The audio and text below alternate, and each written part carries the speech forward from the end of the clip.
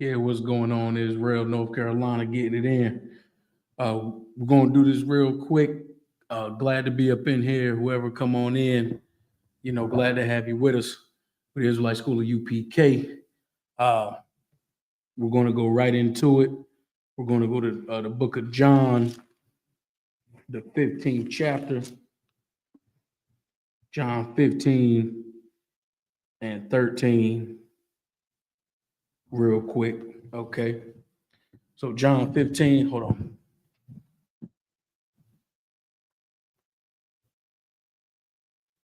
All right. Going to do John 15 and 13. All right. John chapter 15, verse 13. Well, we're going to start at 12. John chapter 15, verse 12. This is my commandment, that ye love one another as I have loved you. Verse 13. Greater love have no man than this, that a man lay down his life for his friends. But brothers up in the UPK, when we go to camps and we holding each other down and we doing the work of the Lord, Christ said, greater love have no man than this, that a man lay down his life for his friends. We laying our life down for our brothers, for who we rolling with every day. And on the left-hand side in the world, you got brothers who, are, willing and able and wanting to lay their life down for their homies. In the UPK on the right-hand side in brotherhood, we love our brothers so much, and our sisters and the Israelites and the whole family so much, that we love each other and we willing to lay our life down for it. Okay. And that's something that we got to do for each other. That's something that we got to start, pushing and doing for each other every day in every way. We keep giving our love to everybody else. We ain't gonna have the love for each other. You can't love the other nations and love your people too. You ever hear somebody say, I'm pro black, but I don't hate, the white man, or I'm pro black, but just because I'm pro black don't mean I hate somebody. It don't work like that. If you pro black or you pro Hispanic in Israel and Native Indian and all that, then you can't love everybody else and love black people too. It ain't gonna never work, because you giving them the love, you ain't gonna be able to give your people the love. So when you read in John 15 and 12, Christ said, this is my commandment, that ye love one another as I have loved you. We supposed to love one another. We supposed to be like this. We supposed to be tight. When you see them Hispanic brothers going through it, we supposed to roll with them Hispanic brothers. You see black people going through what they going through, Hispanics gonna roll with the brothers. You know what I'm saying? Like, we supposed to be able to see each other's plight. Like when the Mexicans, when them Hispanic brothers walked off that job, you look on YouTube, Hispanic. When they walked off that job, I don't know if y'all can still hear me. Kind of froze up on me. All right. If y'all up in here, we're rocking it out. Glad to have you with us. If you got any questions, just type it in to catch it. Hispanic brothers that walked off that job, when they walked off that job, and because I believe they fired one of them, and then all of them left. They were sticking together. They was like, if you're gonna do this to one of us, then we all up out of here. We all gonna roll. You know what I'm saying? That's how we gotta be across the board.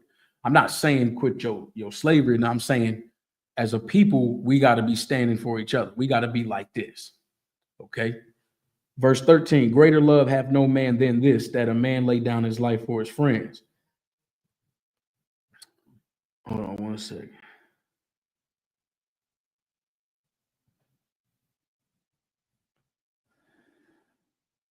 You know what I'm saying? We got to love one another on a different level. We can't just say that we care about each other and love each other. We have to, and we have to show it. You know what I'm saying? All right. So we're going to go over to Luke 19 and 21. Luke 19 and 21. And what's amazing about this Bible and what it's breaking down about Christ and what it's telling about what kind of man he is exactly who the Israelites are spiritually, like internally. Okay. When we read Luke 19 and 21, for I feared thee because thou art an austere man. Thou takest up that thou layest not down, and reapest that thou didst not sow. So here, when it's talking about Christ being an austere man, it's interesting because how he's portrayed as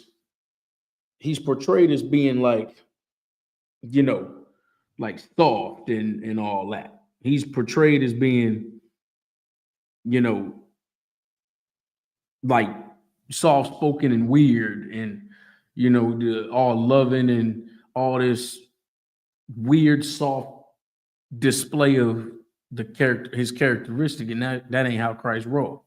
Christ was hardcore. Christ is a boss like no other boss you ever had. You talking about a king.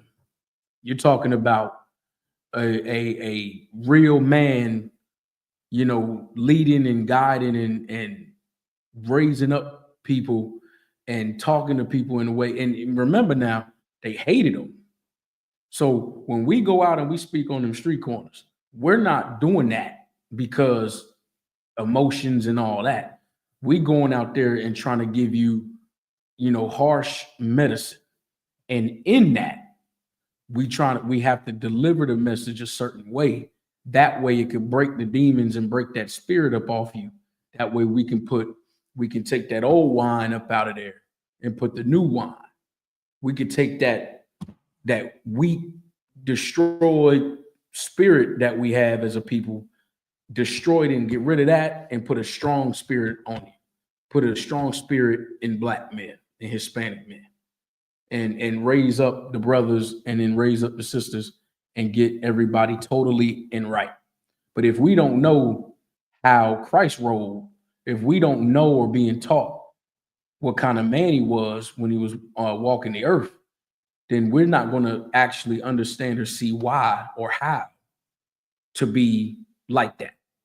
If we think Christ is soft and talks all soft and is portrayed like in the movies and in the Christian church, we'll never know that Christ was a hardcore dude.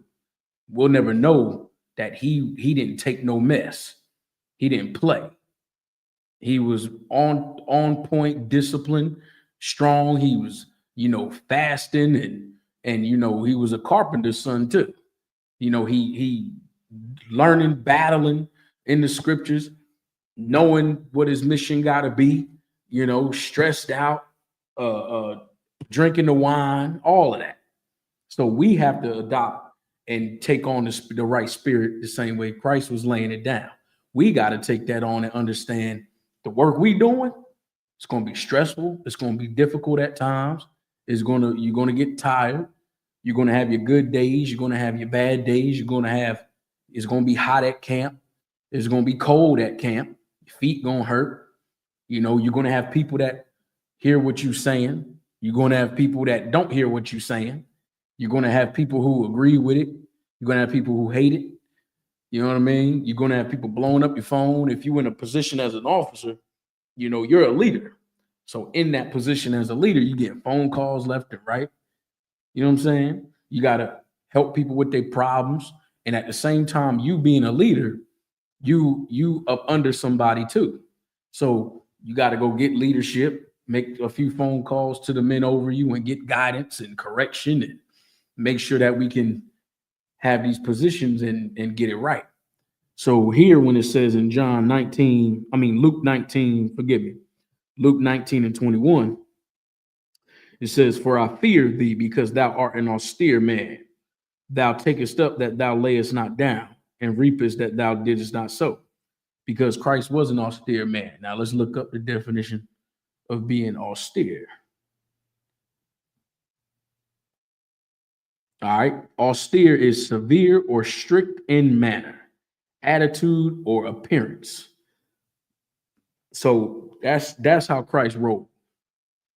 He was a very strict, disciplined, severe. Does that mean he didn't, you know, he wasn't just, all serious all the time, but he was when it came to this work and this business and this truth and what he was sent here to do. Oh, he didn't play, and we can't play about it either.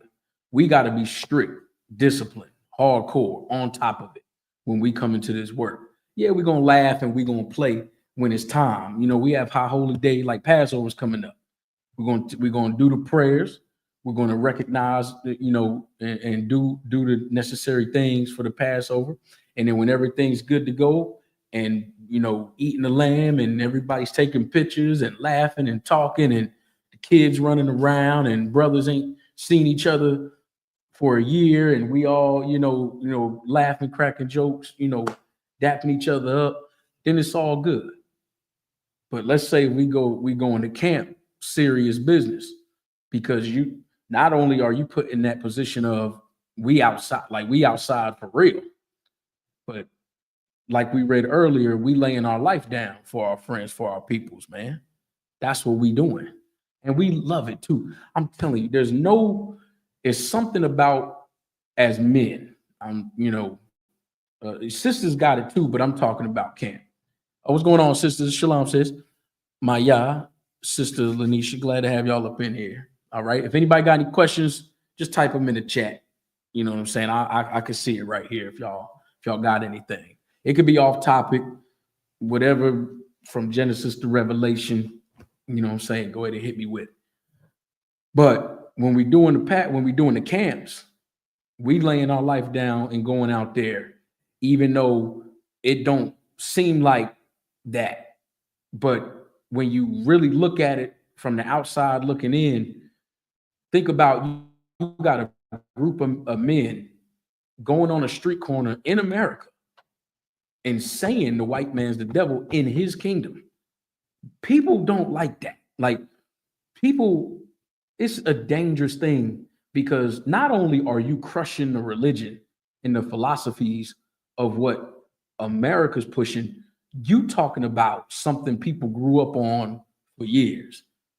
When we go out there and we like right now, I'm in the class in the school building. Okay, cool. And I'm teaching because this is the job. This is what I'm doing. But I'm right here in this right here. But when we go out and hit the streets and we say what we saying, we ain't pulling no punches. We giving it straight up biblical truth raw. And doing that, you talking about everybody is hearing this thing and they don't like it. Man, men have, lost their life behind this kind of thing. Go look at what happened to Christ himself. He didn't do nothing wrong and he lost his life for it. The disciples, they done lost their life, all of this stuff. Because the truth is a real thing. Okay, I'm gonna leave it there. But so when we find out what kind of man Christ is, then that's what we as men should start learning and doing and getting rid of any soft spirit and all that. Shalom, everybody. Shalom, sis. Glad to have y'all up in here. Okay. Yahweh Shema Tabashim Yahushua. All right. So we're gonna drop that and go over real quick.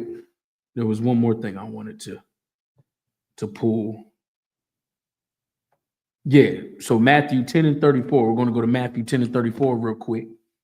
All right. Matthew 10 and 34. Just something light tonight, for these last few minutes. Matthew 10 and 34. All right. Well, we're going to start at 33. So Matthew 10 and 33. All right. But whosoever shall deny me before men, him will I also deny before my Father which is in heaven.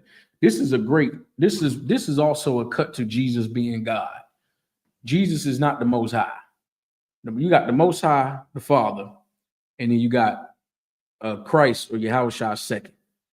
Okay, so if Jesus is God, then why is Christ saying that him will I also deny before my Father which is in heaven? If Jesus is God, wouldn't that be him? So why would he be talking about himself in a third person? I mean, why would he be talking about himself? He wouldn't have to say that.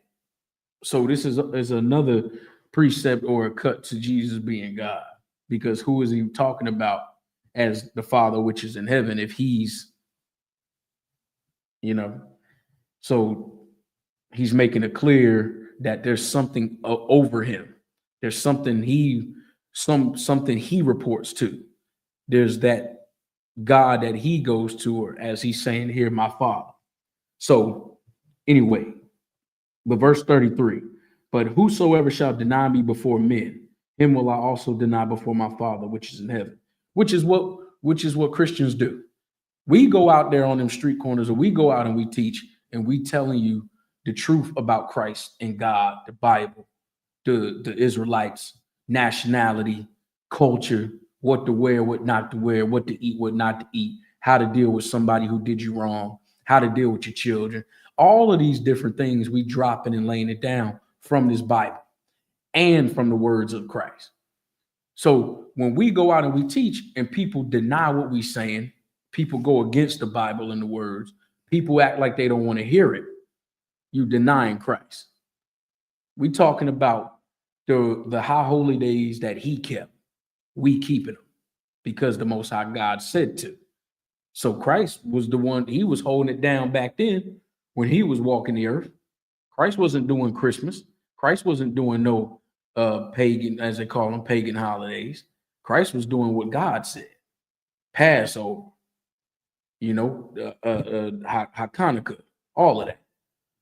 So when he was battling the doctors and all them back then and cutting them on what God really wants, today we trying to tell people what God wants. We trying to tell people how Christ was laying it down, showing us how to do it back then, and we got the record now. So when people come against it, you not coming against me. You not coming against the generals and all. You coming against Christ. You going against the Most High and everything he laid down. You denying that. So when that day comes, he gonna deny you before the Father. Remember, even if you die, you still got to get dealt with. It ain't just about you got to be alive and get dealt with. You get dealt with regardless. So it would be wise, especially right now. Right now in this time is what the prophets wanted to see. This day and age right now has never been like this, and it never will be. Meaning, we in the last days, this is it. It's a wrap. This is the perfect prime time to fight and get up in this truth, and don't listen to Satan and listen to the Lord. Stick with the Most High. Do what we got to do. Do what you need to do to clean yourself up, and take advantage of what the Lord is allowing to be in this time. Coming into this truth, changing your life, and owning that. But verse 34, Matthew 10 and 34, think not that I'm come to send peace on earth. I came not to send peace, but a sword. So why would Christ say, think not that I come to send peace on earth, when everything is pushed in this world about Jesus being nice, Jesus being soft, Jesus being all loving, is going to bring everybody together under this umbrella of love and happiness. But Christ didn't say that. Christ said, think not, don't even put it in your mind that I come to send peace on earth. And what's interesting is this, you can't misinterpret or whatever with this one. This right here is clearly saying, like right down to the forefront. Think not that I am come to send peace on earth. Christ ain't coming to bring peace here, man, which is a good thing. There shouldn't be, meaning, if there was peace between black people and Hispanic people, cool. If there was peace between the Native Indians and black people, cool. We can be at peace with our brothers. We can be together. We can be a functioning order under the Lord, ruling the earth, and will we be at peace? But why is Christ saying, think not that I come to send peace on earth? Because Christians and the world pushes that we should all be one. We should all come together. It don't matter if we all bleed the same red blood. That's a lie. And that's what we keep trying to bring out, is that the Bible is saying one thing and the world's saying another thing. Christians say another thing. We talk that Jesus love and is coming together and everything's, all merry and good. Christ ain't saying that. He's saying, think not that I'm come to send peace on earth. I came not to send peace, but a sword. Now, here's what's interesting. Christ didn't come with a sword when he first got here. When he came here 2,000 years ago, he didn't have a sword. He was coming to teach. He was coming to teach. And he had a mission too. He had a mission that he had to fulfill first. And of course, we know that's him dying, being that sacrifice. So we know that he's not talking about the time when he was here. He's talking about a time when he's coming back. He's going to come back and bring a sword and do a lot of unaliving. A lot of lives are going to be taken by the hand of Christ, and it's justified. It's justified. That's why he said, think not that I'm come to send peace on earth. I came not to send peace, but a sword. And if anybody knows what a sword does, a sword doesn't just cut something. A sword is designed to violently separate something, violently sever something. Because you don't take a sword. You're talking about a sword about, about 3 feet of blade, 3.5 feet of blade and the handle. You're not using that to cut butter or, cut your bread, your loaf of bread. You using that to, cut something down, So verse 35, for I am come to set a man at variance against his father, and the daughter against her mother, and the daughter-in-law against her mother-in-law. Because Christ ain't coming to bring that peace. He's coming to make the division of this. If you got people who are going to be Christians until they die, and you got people that are going to come out of that and come into the knowledge of the truth and be in the truth, follow it, do what Christ said, do what the Lord said. Most of the time, there's going to be a conflict with mothers and daughters and fathers and sons. Not every father and son is going to hear the truth and come in the truth. You're going to have some fathers who don't want to hear it. You're going to have some sons who's going to do it. You're going to have some mothers who hear it, and you're going to have some daughters who don't. You're going to have that kind of thing going on in the last day. That kind of thing is normal. A lot of brothers and sisters come into the truth, and they lose their parents, not like in death, but they lose their parents because the parents want to stay Christians.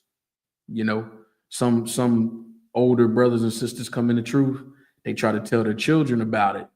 Their child might be, 25 years old or something. They try to tell their child about it, and they don't want to hear it. They want to go live their life and do what they want to do. So the people that hear the word of the Lord, do the word of the Lord, we become a family. We become the body and the people. And even though you might have came in the truth and you might have lost friends, or your parents they want to say you in a cult or something like that, or whatever, fine.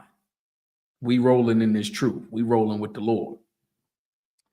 Verse 36, and a man's foes shall be they of his own household. Like I was saying, that happens every day in here. I've lost friends, I've lost cousins, again, not in death, but I've like women that roll with me, they done left because they ain't rocking with Christ. They denying that. So it ain't me. It's the word of the Lord. It's the Lord that they not rolling with. And if the people go, so be it.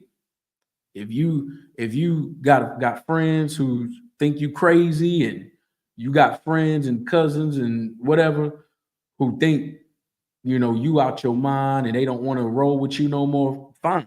I would say something else, but I'm gonna just say fine. It is what it is. But you stick with the truth. You keep rolling with the Lord. You do what the Lord say. Give a damn about none of that with friends and all that. Don't want to be any parents. You get new parents up in here, fathers and new brothers and new mothers and all that. Get sisters and all kinds of. We got everybody in here. We got babies being born up in this truth. You know what I'm saying? We got older brothers in here in their 50s and 60s. Man, they could be a new like father figure unto you. We got sisters in here. Older sisters could be mothers to younger sisters, and show them certain things. You know what I mean? We got skills. We got brothers who do everything. Teach brothers how to do the plumbing, teach brothers how to build a house, teach brothers how to do yard maintenance and working on cars. And man, there's so much stuff in here, man. Brothers got talents with leather work and gunsmithing and all kinds of stuff. You gain a whole family up in here. Got brothers who know how to weld, can put you on with certain jobs and all that good stuff. Clothing getting made, access to different things that can ultimately help you. That's what the body need. We need that ecosystem of a community and environment, and it's all over the globe as it is. Got brothers in North Carolina, Florida, Texas, California, you know what I'm saying? Dominican Republic, Puerto Rico, over there in the UK, over there, in Canada. Man, we everywhere, man. South America, Mexico. So you got a global, economy that we building up. And what's beautiful is just 5 years ago, UPK, the Israelite thing wasn't popping like that. But now, yeah, you're right, sis. People will leave you, and you should just let them go. Especially when it comes to this truth. People gonna leave you, no problem. Not like, in my time being in the truth, I've experienced people who, they ain't rocking with it. They don't want to hear what you're saying. They ain't want to hear all that Bible stuff and this and that. And they end up coming back around if they still, around. That's just my experience. People come back, want to ask questions and know what's going on. All right, tell you what's going on. But you gotta clean it up. We got time, but we don't got a lot of time. Time running out. Like this right here, time running out. Time running out. We used to have all this time, but time is running out. So it's better that you start now on cleaning yourself up and holding that. Clean yourself up, stay right on track. You're doing what you need to do. Stay with that. All right, verse 37. He that loveth father or mother more than me is not worthy of me. And he that loveth son or daughter more than me is not worthy of me. Is what I'm saying. Like, you got to understand, Christ don't play. He ain't playing. Yahushua ain't playing. You ain't rolling with him, it's going to be a hard day for you. He's saying that. So let's say if you come into the truth and you tell your mother or your father about the truth, and they don't want to hear it. They're saying, oh, we don't want to hear that devil talk. You just in a cult. You ain't supposed to be doing that. I didn't teach you that. Let's say your parents are acting like that.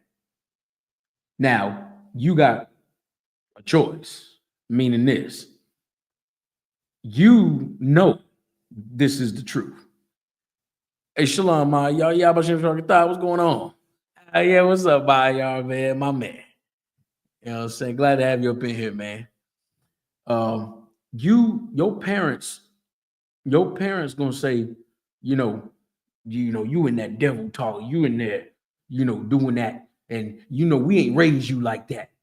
You, you love your parents, but you not gonna leave the truth because they don't like it. So you're not gonna choose them over the work, over the truth. You love them, love your parents, man. But I'm not gonna stop going to Passover or wearing a mitri or putting my garment on and rocking my shield of David and putting my fringes on, going to camp, teaching class, raising brothers up. I'm not going to stop doing that. I'm not going to eat pork again. I'm not going to pick up no shrimp and lobster and get high no more just because you don't like it. Even though you my physical mom and dad, but I'm not going to choose you over the Lord. No, I'm sticking with the truth. I love you, but I got to roll with the Lord. Now, let's say you the parent and you got children. You raising up your children. Let's say you got a son or something, and you trying to bring that son up into this truth or whatever. And let's say you got an 18-year-old son, and that child or an 18-year-old daughter, that child is like, they don't want to be with the truth. They want to go be, you know, homosexuals or, go be lesbians or want to keep getting high and all that. They don't want to do. You're not going to pick and choose them over the Lord. They got to go. If I have a son and he grow up and he homosexual, that ain't my son no more, because I'm not going to choose you over Christ and the Lord. I'm not going to choose you like a lot. Like I see a lot of stuff being pushed on TV and like the internet where a child will be like Dwayne Wade's son. And then you see like when Dwayne Wade's son first started this nonsense of being a girl, when it started, you notice Dwayne Wade wasn't so he was just Dwayne Wade, like, a man, Dwayne Wade, a man. But as from then to now, you notice Dwayne Wade is more feminine than before. So like he's accepting of that son of his at doing that and not having not correcting him.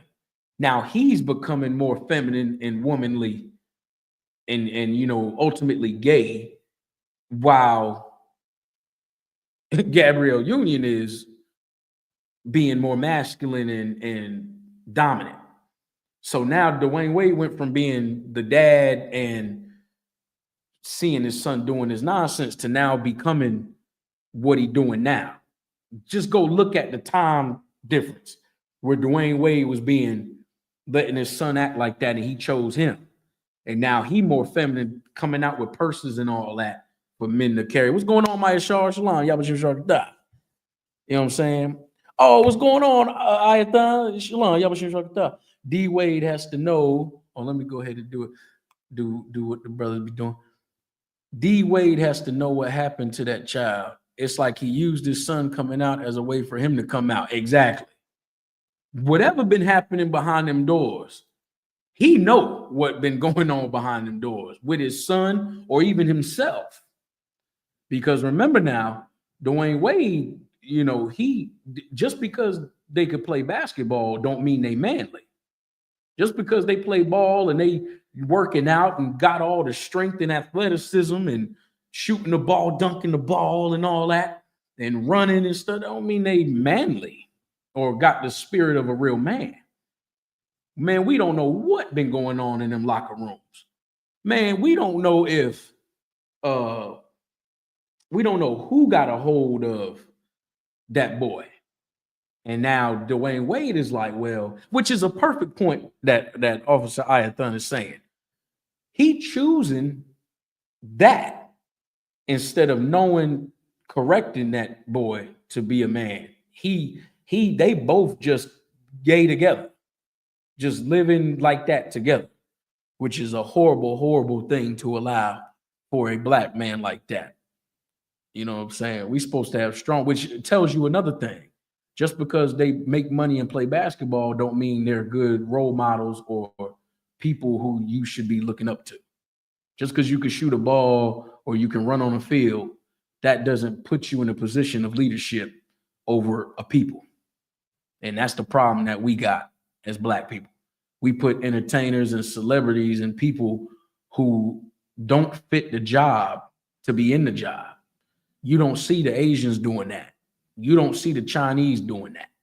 You don't see the Arabs propping up their celebrities to be, in positions of authority over the people.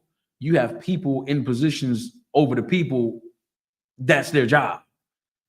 You don't see, you can't name who's the East Indian councilman for the Red Dot Indians.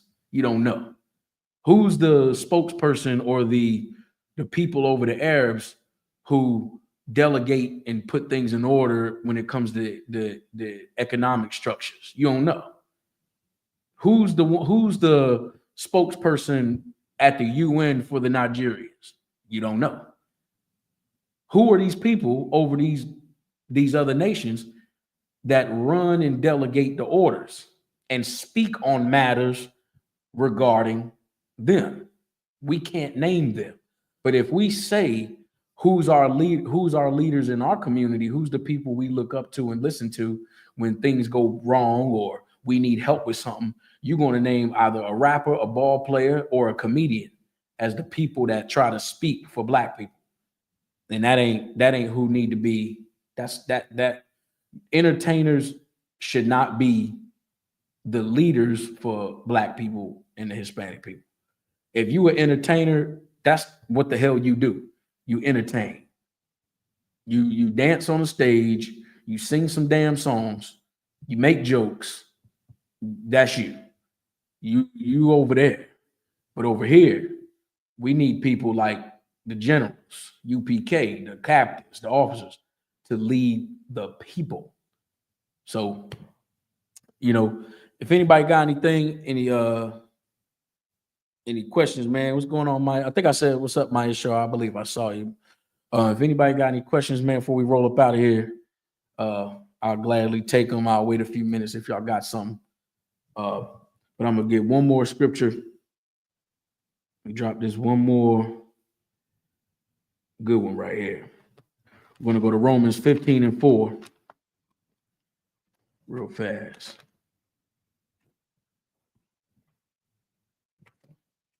Romans 15:4, one of the classics. Romans 15:4 says, "For whatsoever things were written aforetime were written for our learning, that we through patience and comfort of the scriptures might have hope." For anybody saying that this is old, this was 2,000 years ago, the Old Testament's done away with, it don't matter, this, that, and the other. The scriptures say that whatsoever was written aforetime, meaning what was written back then. So what was written back then? At this time when this was being laid down, all you had was the Old Testament. That's what you had, the records. So as Paul and them and Matthew and John and them are living in real time, there was no New Testament yet. So today, the New Testament and Old Testament for us today, as we're living in real time, all of this is written aforetime or before us. So when it's saying here, you go back and read that Old Testament and learn about what we went through and the mistakes that were made and how we cannot make the same mistake. We got to look at this now and super, put it in our hearts. so that way we don't do the wrong thing now. So when it says that we, through patience and comfort of the scriptures, might have hope, because the conditions that we in, we got to take this and learn how to get out of what we in. Everything that we dealing with now has happened to us sometime or another. So when we read the record and we see what happens when, if a man has a wife and a man lays with another man's wife, today you see a brother, somebody getting killed, somebody getting shot, stabbed, end up going to jail. So the things that were written aforetime, like adultery, don't have sex with another man's wife. So you can read that and then go, I know she fine, but she got a man, so I'm gonna leave her alone. That is gonna, the road that you might have been on with going and taking that woman, that man's wife, going down that road, you don't know what would have happened to you. Shot, stabbed, end up dead, whatever. But because what was written aforetime, we got it for our learning. And in that patience, in that comfort, we can say, I'm not going to talk to that man's wife. I'm going to be a brother to that brother and go on about my business. So now you done took another way. And now that spared you from getting killed. That spared you from being shot or stabbed. That protected her, because now you not pursuing her, so she's sticking with him. He's sticking with her. Now you done chose the right way to go according to what we got written for us. And of course, there's many other things that we can go down. I've just made the example of adultery and which road it could go down. But we got to make the right decision. A brother's in prison, brothers being locked down for years and years and years. Got to learn. We're learning. Brothers was locked down back in the Bible days. Like you think about John the Revelator. He was in prison on the island of Patmos. So he in prison seeing these things. He locked down too. But where his mind was, where his understanding and spirit was somewhere else. So through patience and comfort of the scriptures might have hope, because we need to, we go through a lot as a people, and we need this record to take us back to where we once was and to know exactly where we can go with it. Can't just act like this is old stuff when everything in here is happening right now.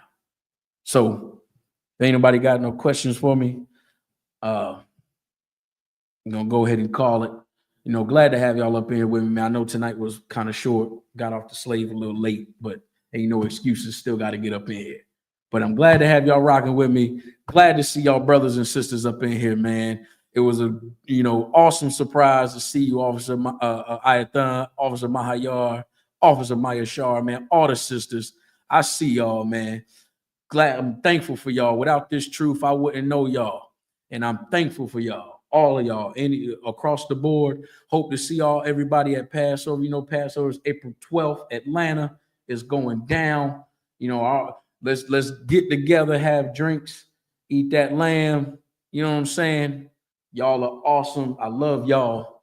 I'm thankful from top to bottom. Generals all the way down to the young men and the sisters and the kids and all that.